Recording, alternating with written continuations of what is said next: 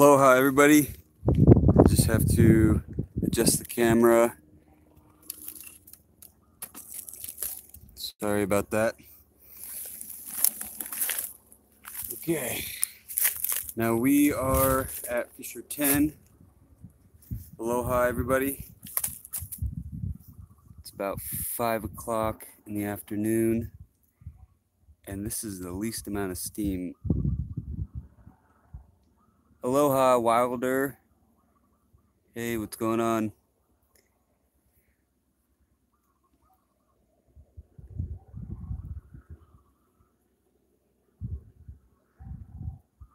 Aloha. Aloha everybody. Hey Peter. Hey Jamie. Nice. I'm going to show you more of the steam and Fissure 10.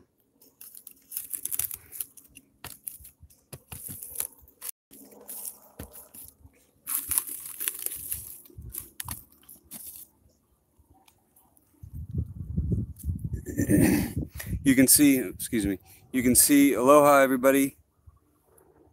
Hey, how's it going? Aloha from Chicago, Joel. Aloha.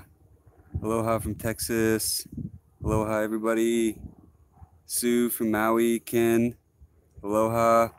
You can see that the steam is almost non-existent at Fissure 10. Very little steam. And yes, it was a dry day, sunny, and didn't rain at all. Oh. Omar, just learned about, I don't want to even repeat what you said. Hey, from Louisiana, aloha. Rusty from Louisiana, hey, how's it going? What's up? Thank you for the compliment on the McKinsey coverage. Yeah, I was excited to get down there and check it out and have that barricade or that checkpoint lifted. That was really cool. Aloha, Jordan. CJ. Hey, how's it going?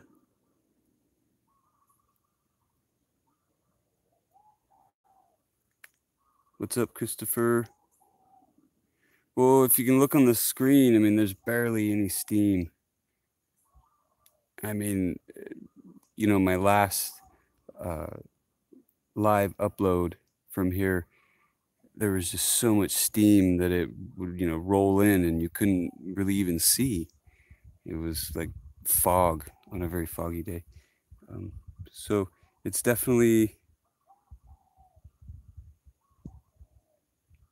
Aloha, Peter from the Bay Area. Awesome. I used to live in Berkeley. I used to live in San Francisco and Northern California. It was beautiful up there. Aloha, Alan. Christopher, what's up? No, the cracks really not have changed. It's just the steam. There's so much less fog or steam or SO2. I don't smell any SO2. It just has really amazingly just lightened up. It's really not anywhere near what I'm used to seeing down here. And usually at night or during the evening, it gets foggier, not less fog. Like in the morning. What's up, Jamie?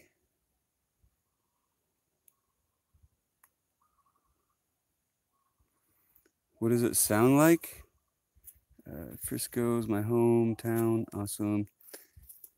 Aloha from Maryland. Aloha. Here, I'm going to try to answer Jamie's question.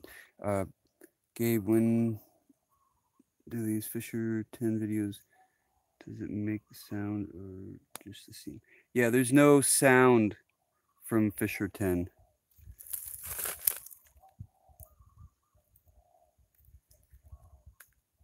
Yeah, there's barely any steam, and I'll get you guys a better view so you can understand.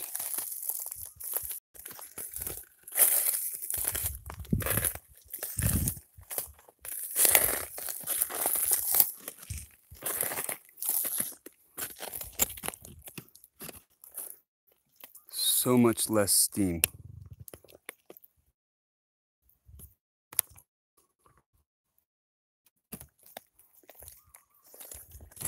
Oh, trying to keep it level. Here, I'm gonna move the camera. So there's barely any steam here, and I'll move it actually over here. Hold on, guys.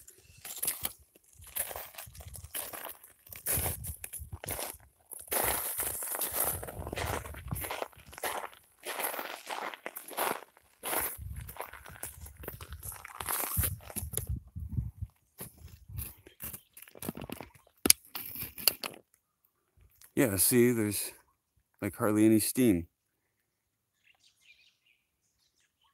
No, I don't have a detector. The good ones are about $500. And I think my nose is pretty good. The battery doesn't run out on my nose. You should have an SO2 meter, and they're about, the good ones are about $500. You can get cheaper ones, but I wouldn't trust them. The Civil Defense uses a MSA SO2 meter, and that's a good company. MSA has been around for a long time, and they make mining safety equipment, and a lot of firefighters use MSA gear. So I'll switch the view just a little bit. Hold on, guys.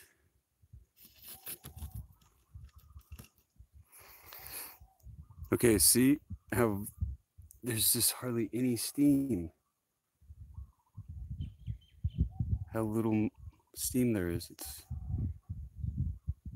really encouraging. Big changes, I'd say. Oh, I'm getting notifications. Sorry about that, guys. Okay, let's answer some questions. California. Yeah, people have always been moving back in, and then sometimes they move back out of Leilani. I don't smell any SO2. This is just steam. I mean, there might be a little bit of SO2, but I'm upwind, so I'm safe. The wind is just blowing in my face, so it's nice. I don't smell anything. Okay, let's see if there's some questions. Yeah, I saw a picture of Fissure 8. Somebody took a close-up, and it looks pretty dormant. Yeah, thank you, Angie. Please like the video. Yes, MSA is top of the line for sure.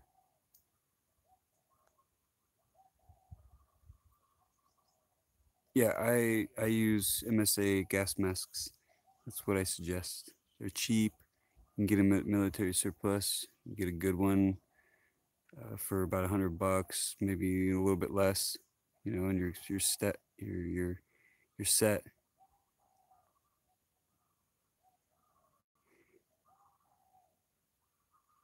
Yeah, it's definitely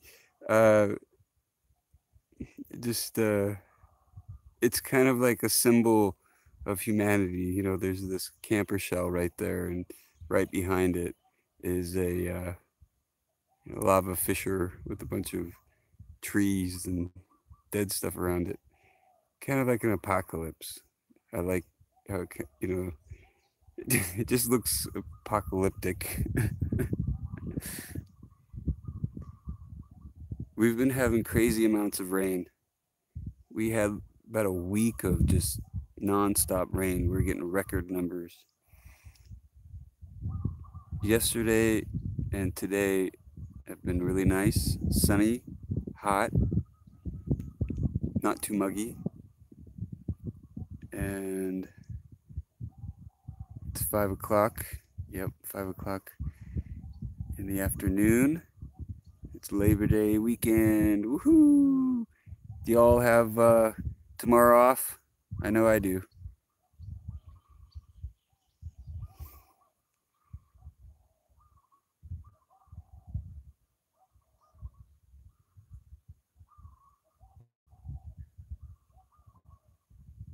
No, I've had plenty of spam.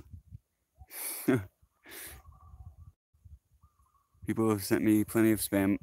I'm about to make a seashell necklace for Sarah. Sarah sent me, geez, like 6 boxes of food. And she really, has helped the people of Puna.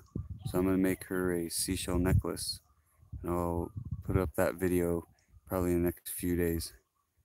I got this really cool seashell that she'll like. For frog, any frog noise? The frogs are about to start their love song.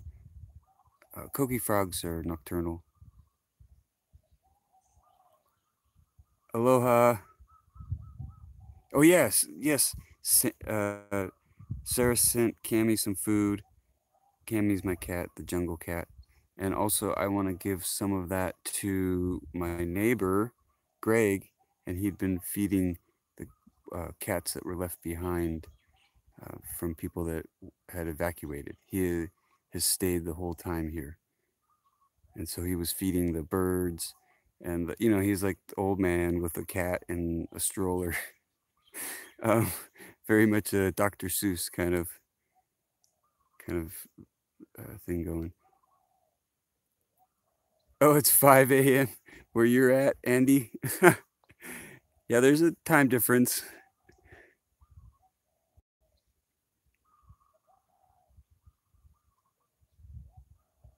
Yep, you hear the sounds in the background. The jungle is coming back.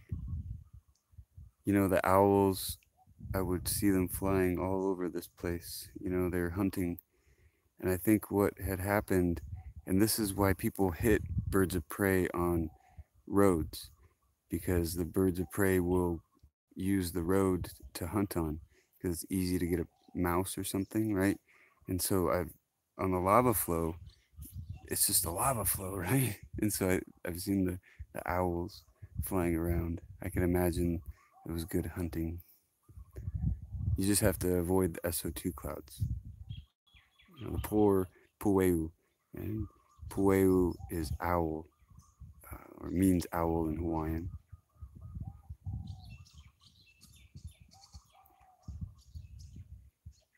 Hey, what's up, Big Jim?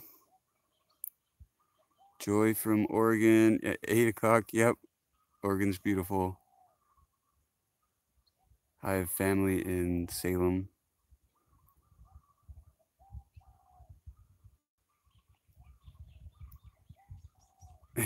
Have a nice day, Andy. Main Street Boxer. Aloha. Love Oregon. Yep. Beautiful.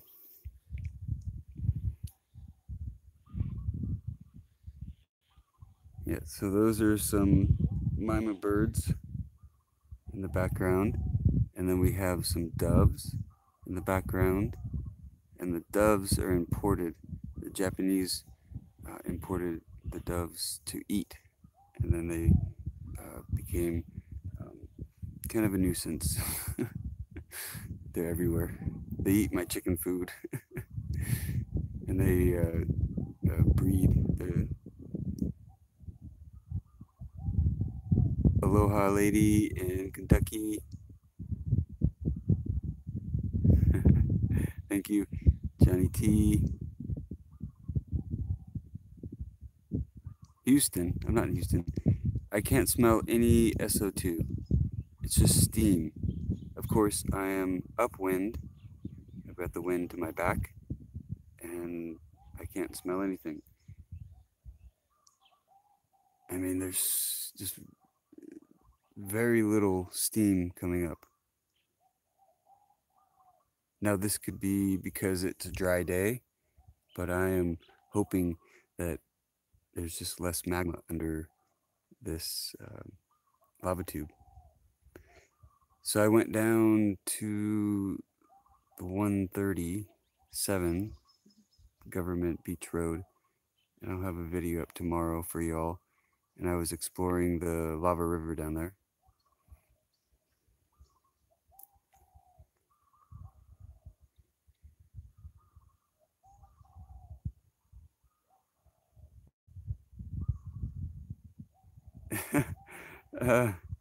Let's see, lots of Texas howdies here.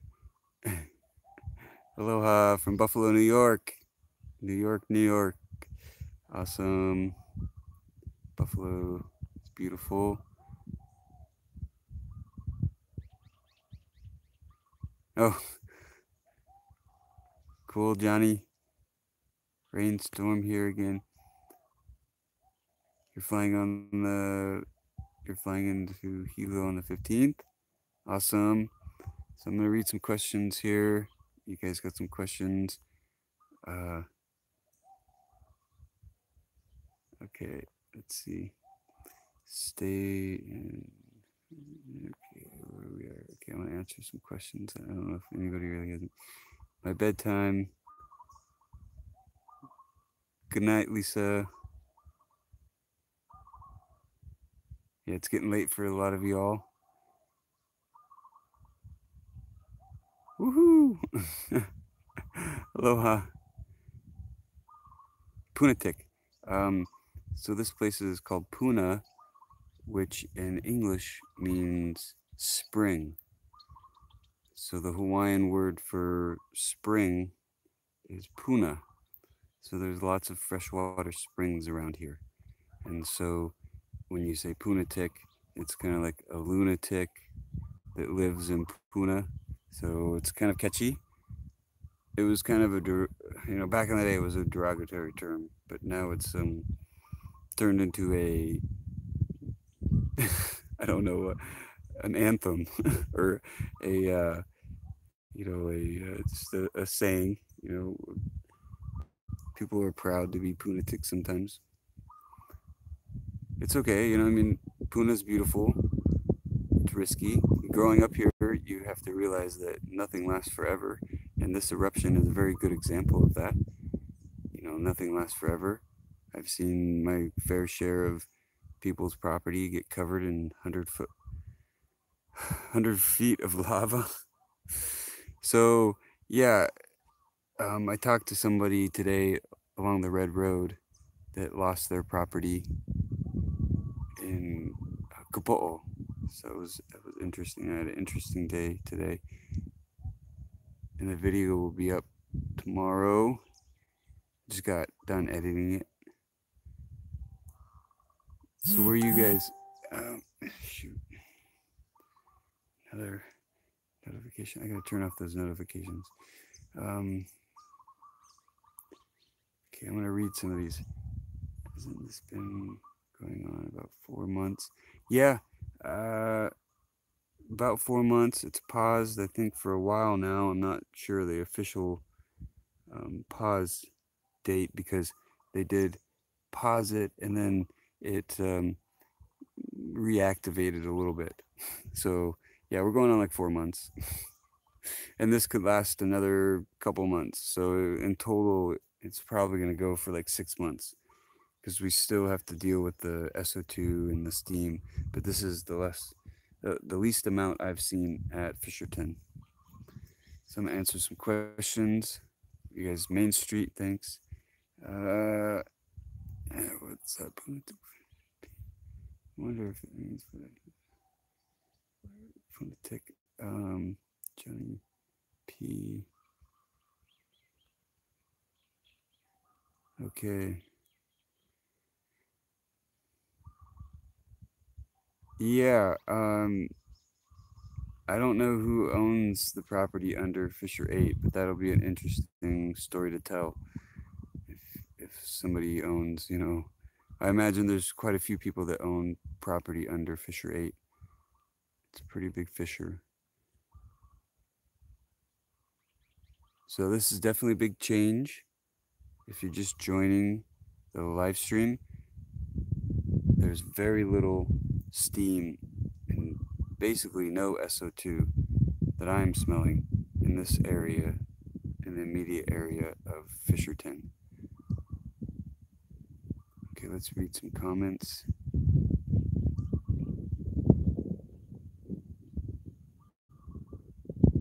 No, the cracks are not closing up. I haven't seen much movement in the cracks, and I don't think it, will really do that.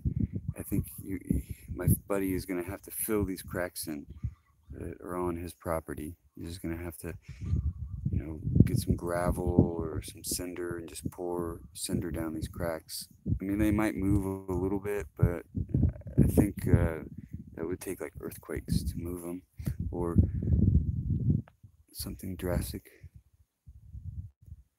Get to the boat ramp. Yeah, I'm not sure about that one. That one's tempting. A lot of my friends want to go to the boat ramp and go swimming at the new Black Sands Beach down there. And it's easy access, or easy access beach. To get to Bohiki is quite a journey. I know people are still living in that area that has been cut off by 2 lava flows. Fissure 8 is Newman. Being closing the shelter. How many people are in shelter now? I haven't been to the shelter in a while.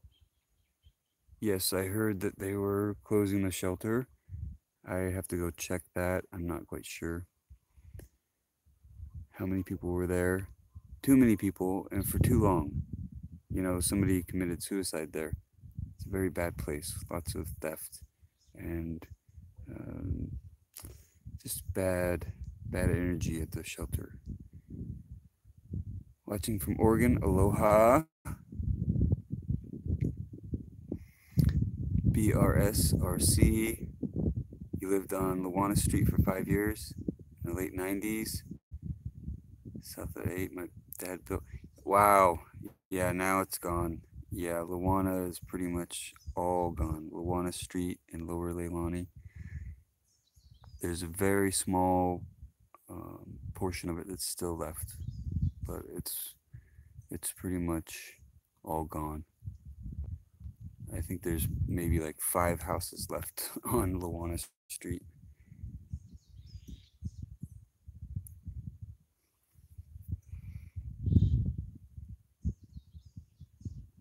Okay, I've been wondering, wave action from the storm filled the ramp in completely. No, I saw a picture. It's just building a beach along that bay right there, along First Bay, and it's probably filling in the boat ramp and everything. And it's just going to make this nice beach. And it looks like it actually might stay there because it'll get trapped in that bay, which would be really nice because then we'll have an awesome beach. I think we're going to probably have 5, okay, let's say 4 really cool beaches that we'll be able to go to that are new to Puna. Now, how long they last, I'm not quite sure because a storm could come in and wipe out a Black Sands beach. A Black Sands beach has an expiration date. Black Sands beaches don't last forever. Or I should say, the waves pounding on the lava rock is not enough to sustain most Black Sand beaches. Black sand beaches are made by lava flows. Typically, and then they only last for about 50 years. Now, a white sand beach can go forever because it comes from the coral, the waves hitting the coral, and as long as the coral reef, just offshore of the beach is healthy, then there will always be a white sand beach. And the reef fish eat the coral and they poop out. So a lot of that white sand is actually fish poop. Yeah, a little much on the information, right? A little late for this kind of information. So yes, Black Sands Beach does have an expiration date, But hey, they could last for, 20, 30 years easily if there's no big storm that comes in. So you as a person that lives in Puna, you gotta take the good that this disaster has given you. But it'll be a long time before it's easily accessible. I would imagine quite a while before we can easily get to these beautiful black sands beaches. And then the ones near Mackenzie are pretty much inaccessible, and they're just dangerous. But I think there's a couple near Kapo'o, and I know there's one on on the boat ramp in Pohiki. So we're gonna have some awesome black sands beaches. Fish poop, yep. Oh, I just got a little whiff of SO2. The wind changed just barely. Just a slight whiff of SO2. Now the wind is good. I can still see heat from these cracks. I see the heat waves, but there's just so little steam, which is probably because it hasn't rained in a couple days.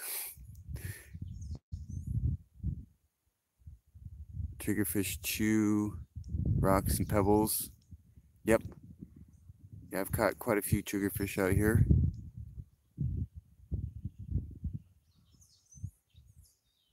Yeah. See, the problem is with this area is there's just so many cliffs. A lot of the shoreline is just cliffs, so it doesn't make good beach or reef area. There's not a whole lot of reef here at all. Take the baked beans for lunch. Let's see. Good night, everyone. Aloha. Good night. Kennedy. Yeah. Okay. So, no, I'm not going. I'm just saying aloha to someone. Let's see who. From lunch break. Rebecca, yes. It's your favorite beach. My favorite beach on the island has got to be Maklavena. Maklavena is a really nice beach. It's kind of like that postcard beach that you would see.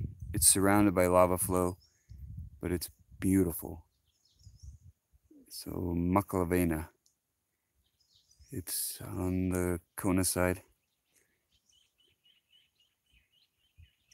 Okay, the red stuff is iron oxidized. Yep. Different sulfur and irons. Yes, that's the color in the lava. And then we have olivine, which is it's a stone.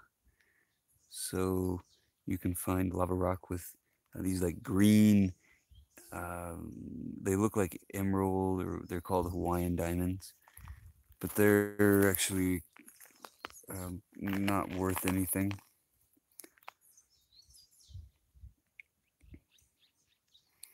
Okay, I'm going to read some comments. Let's see. Coming over in May, anniversary tour. Haven't left Australia since '88. Well, yeah, you gotta get out once in a while. Even though Australia's got it all. Really, you got it all over there. I guess you could just live there for a long time and not leave, because Australia just has so many beautiful places. I've never been. I'd love to go. Yeah, Green Sand Beach is really nice. It's just so windy at Green Sand Beach. We have a red sand beach on Maui. It's kind of a red, it's like a pinkish color. We all have volcanoes. You guys have volcanoes. There's volcanoes everywhere.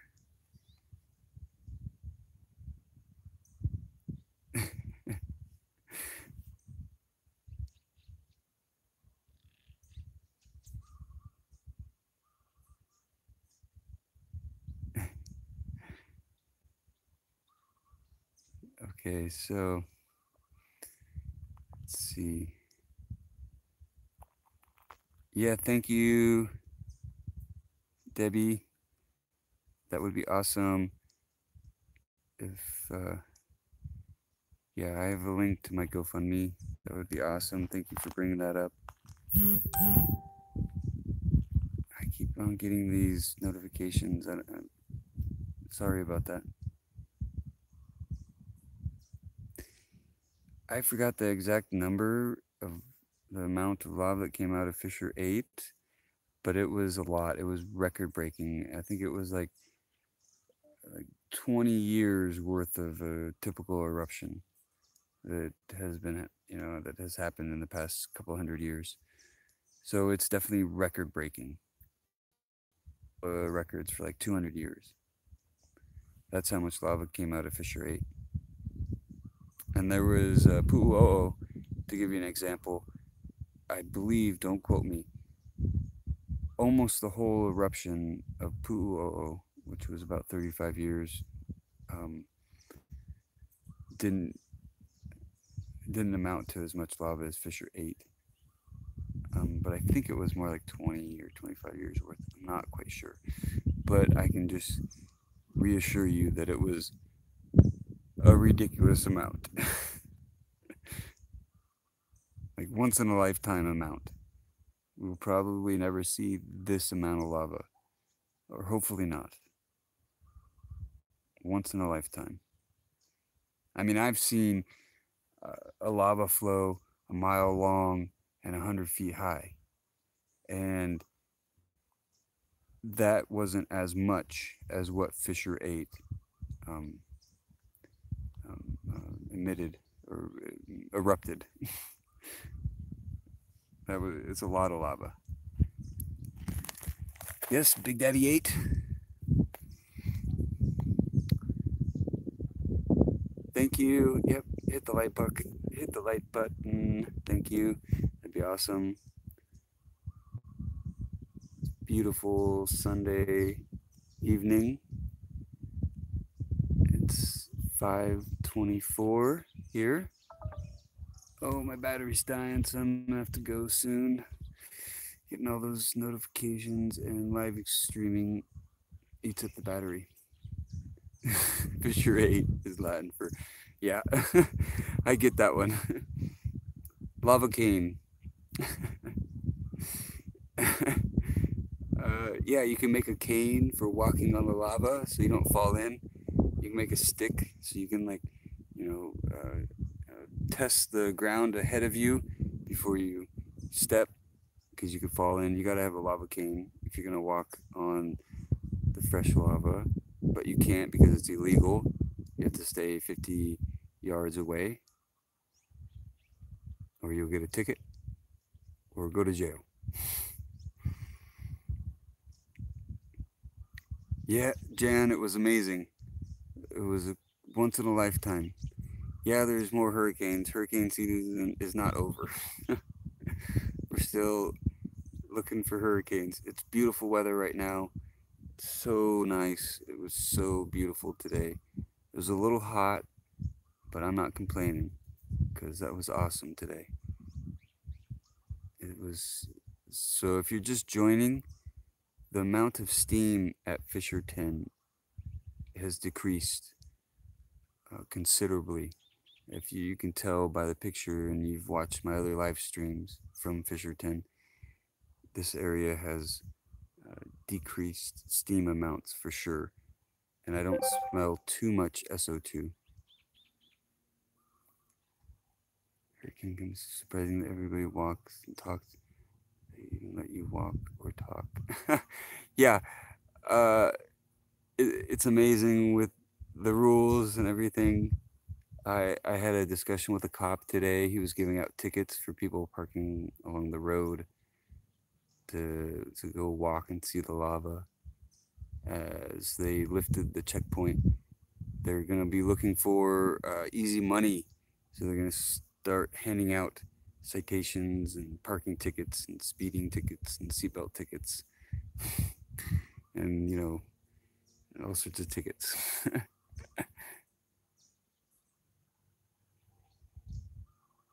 HBO documentary, that would be awesome. That'd be interesting. I didn't do as good of a job documenting this as I should have. I was really just like kind of getting ready to evacuate. And I didn't want to expose myself to all these, gases. And, when houses burn, there's all sorts of toxic gases released.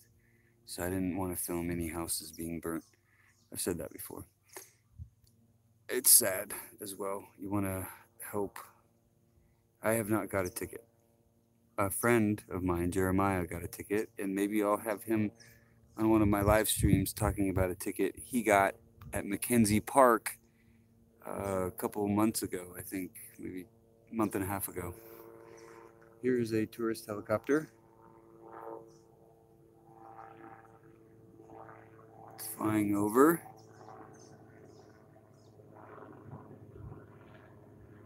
So the tourist helicopters, and everybody's still fascinated by this. Jeremiah Bullfrog, yep, he got a ticket. He's notorious for getting tickets from rangers. He got a ticket for skateboarding, breaking the speed limit up at Volcano. he was going. He got a speeding ticket on a skateboard from a ranger. Jeremiah Bullfrog. He's been in a couple of my videos. I'll probably talk to him on a live stream about his ticket. And the judges are not throwing these tickets out. They're handing down $500 fines, typically for a resident. And Jeremiah Bullfrog is a resident of Puna. So he got a ticket and he's fighting it, but it looks like he's gonna have to pay the $500. And he was just near Mackenzie Park about a month and a half ago. The lava was still kind of active, and the DLNR gave him a ticket because they were worried that there was forest fires. There was a chance of forest fires, so that was their excuse.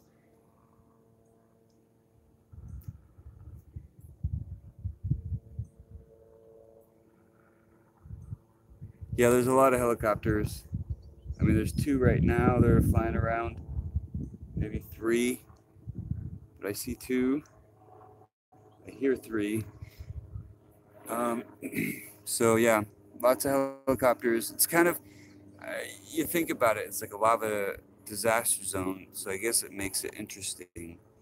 But would you fly over Katrina as a tourist?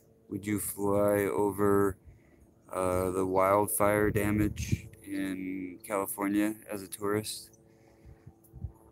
Probably not. It would be disrespectful, right? And I don't mind a couple tourist helicopters, but the amount that we got this whole time was kind of ridiculous. I have no problem with the military or the civil defense or the fire department flying helicopters. I encourage them to fly. The civil defense was watching what was going on. It's just, it makes it difficult to do my job with the helicopters flying over. When I record a video, I don't want to have tourist helicopters always in my videos.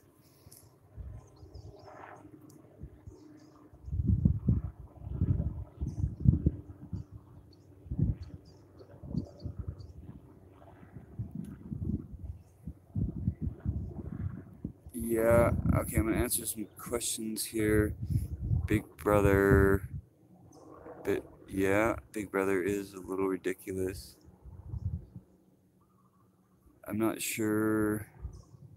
Corruption in Hawaii goes all the way back. Yeah, I mean, Hawaii honestly is one of the most corrupt states because it's so country out here, and anywhere that's isolated will have its own form of corruption.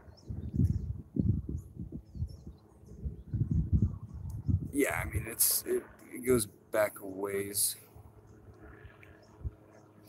but I'm not I'm not one of these, you know, conspiracy theorists, because I don't think people need a conspiracy to, you know, they can have it right in front of your face, and what are you going to do about it? That's my theory. The best way to hide something is out in the open, right? As soon as you try to hide something, people get curious. So the corruption in the United States is just buttered up, right? Yeah, yeah, we have a crazy state here with the 50-yard limit, right? Because right now I'm illegal because I'm within 50 yards of a fresh lava flow. Okay, so I'm gonna start wrapping it up right here. It's getting late, about 5:30 right now, and I'm gonna go get some dinner. I'm gonna go make some dinner. I think I'm gonna have some Mexican food. I'll make some quesadillas and black beans. Okay, so I want to thank everyone for viewing. Make sure you like this video, comment, check out my GoFundMe. Thank you, everyone. Thank you, Ken. Thank you, Johnny. Thank you, Joy. Aloha, Ray. Okay, I'll answer this one last question. Back in the 1800s, they didn't need a conspiracy, pretty much took over. Yeah, it's kind of been that way for a long time. Okay, I could talk about conspiracies for a long time. But yeah, I'm going to wrap it up right here. Thank you guys. Aloha, everyone. You're the best viewers. And have a safe Labor Day. And I will probably do a live stream tomorrow in the morning. So until next time, a hui ho, aloha.